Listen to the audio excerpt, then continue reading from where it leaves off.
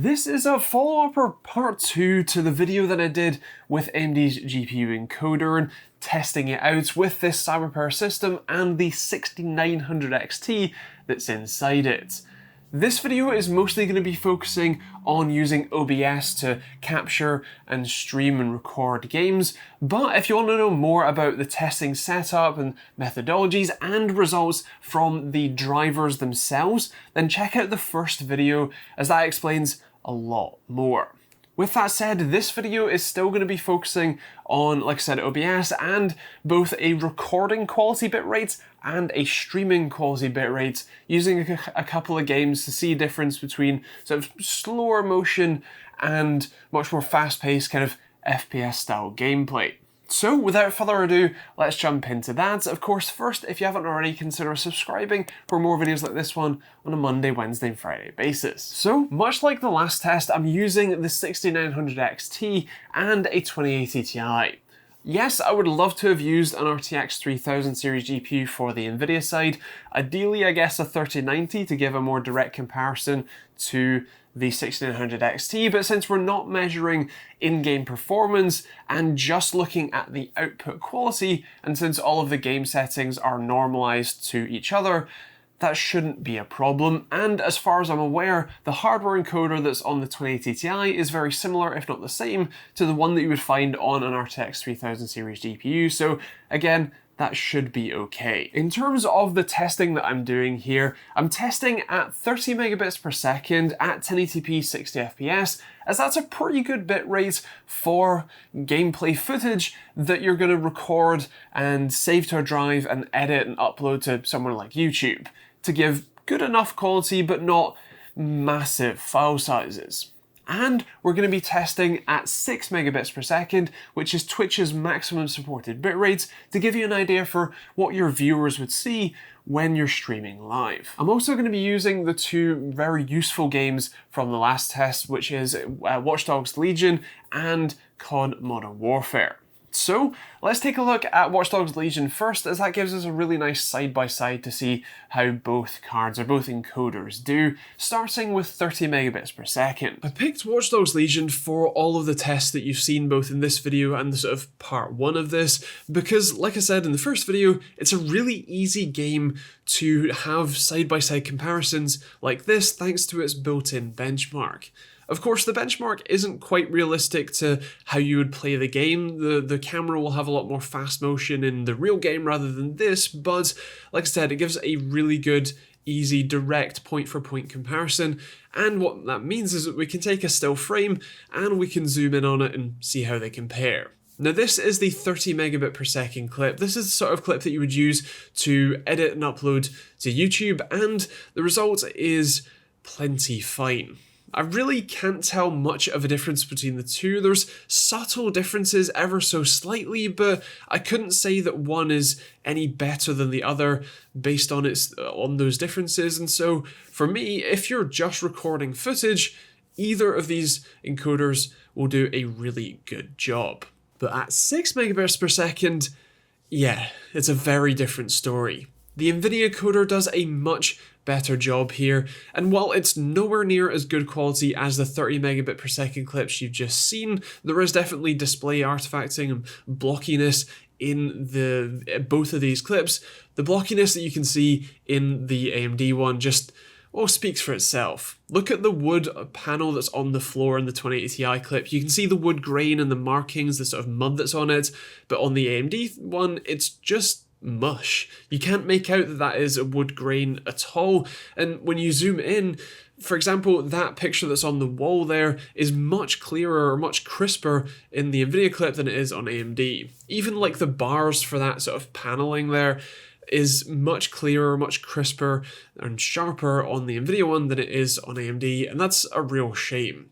Even when we move inside and you can see the volumetric fog, because of the blockiness here, it actually makes this look incredibly unsharp and, well, it just has a very weird effect versus the NVIDIA one, which is a lot cleaner and crisper. So in Watch Dogs, at 30 megabits per second, it's a pretty reasonable experience. You really can't tell a difference between the two encoders. There's slight differences between them, but in reality, you probably couldn't pick one out over the other, and if you can, I would love to know what you think you can pick out between them in the comments down below. But generally speaking, those are good enough quality recordings to be able to edit and upload footage to your heart's content. But at 6 megabits per second, or streaming quality, man, what a difference. The AMD clip isn't unwatchable, but it's kinda close. The amount of blockiness and artifacting that you can see on screen makes it such that it's a really not unpleasant viewing experience, but it's not great. When looking at those still frames, the fact that you can see the wood grain, the texture, the mud that's in the wood on the NVIDIA clip, but you can barely make out that it's wood at all in the AMD one, is disappointing, I suppose is the best word. And when it moves on in the benchmark to where they have the sort of volumetric smoke fog, the blockiness on top of the fog makes for a very, well, uncomfortable viewing experience. And while it's not unwatchable, the quality difference is very noticeable. And remember that you're looking at the canned benchmark, so a slow-moving camera through the scene without much, quick motion in the grand scheme of things. So an in-game experience would probably look a bit worse.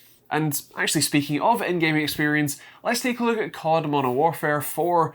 Well, pretty much just that. With COD at 30 megabits per second, the quality difference between the AMD and NVIDIA encoders here really isn't massive. You really can't tell too much of a difference. There is actually a slight edge to AMD here, ever so slightly. It's not overly noticeable, certainly nothing that you would notice while normally watching the clips, but still frame and zoomed in a bit, you can see a slight extra bit of sharpness and clarity with the AMD image versus the NVIDIA one on the right. It's not drastic, it's not overly noticeable, but if we're gonna pick winners or we're gonna pick them apart, the AMD one does a slightly better job here, at least in this configuration, this setup, using OBS with the quality preset for the NVIDIA encoder. But at 6 megabits per second though, it's a completely different story. Both of these clips do suffer from visual artifacting and a fair bit of blockiness, but the AMD encoder is a lot worse for wear. The NVIDIA encoder does a reasonable enough job. It's certainly good enough to watch, especially live, and at 1080p 60fps this would constitute a reasonable viewing experience, if not great quality for, say, a YouTube upload instead.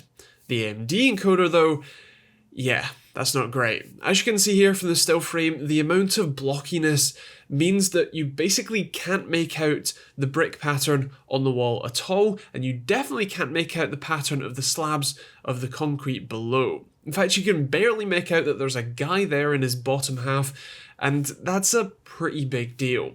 Now, to make it clear, this is still a watchable experience. You wouldn't be, your viewers wouldn't turn away for seeing the AMD encoder versus the NVIDIA one here, but it has to be said, the NVIDIA encoder does a better job. Unlike Watch Dogs at 30 megabits per second, the AMD encoder had a noticeable, if slight, added a bit of clarity or crispness to the image, almost as if it was a ever so slightly higher resolution, which, don't worry, I double checked, they're all the same settings, but it was ever so slightly better, crisper to look at, a slightly nicer viewing experience. It's not a big deal, it's not a big enough difference for me to overly recommend AMD or NVIDIA here. They're functionally the same, but if you're going to pick apart the details, technically speaking, the AMD encoder did a slightly better job here. But at 6 megabits per second, oh man, that's a different story.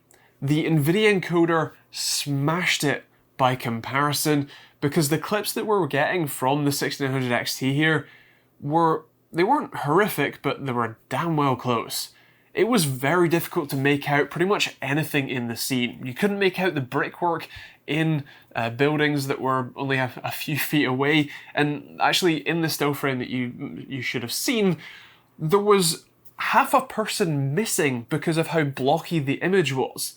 That makes for a very unpleasant viewing experience, and while it still wasn't completely unwatchable, it was definitely noticeable as a quality difference, and would make the difference between having a nice, enjoyable viewing experience with the Nvidia card versus I'll probably turn this off with the AMD one. So if you want to stream using your GPU, then yeah, the Nvidia cards still offer a pretty sizable advantage in terms of viewing quality for your audience.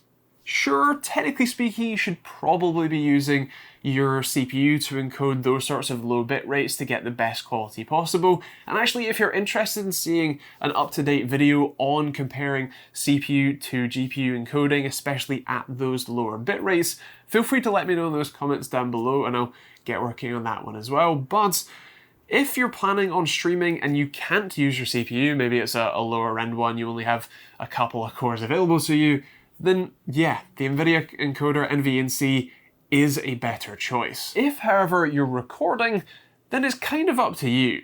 The AMD encoder does a plenty fine job at those higher bit rates if you want a better fidelity experience, and technically speaking, you might even have a slight edge depending on the game you get for a slight bit of added quality. It's not enough for me to recommend AMD over NVIDIA here by any stretch, but it is something to take note of if you're planning on just recording. Also, if you take into account the driver features that are available as well, and not just OBS, AMD doesn't seem quite as bad an option, especially if you are recording, although if you are streaming, yeah, NVIDIA takes the crown here easily and handily. Now with that said, I would love to hear your thoughts about this test and the first one in the comments down below.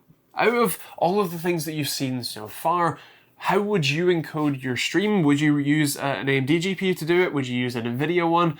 Do you stream or record primarily? Is this, is one better than the other for you? Feel free to let me know in those comments down below.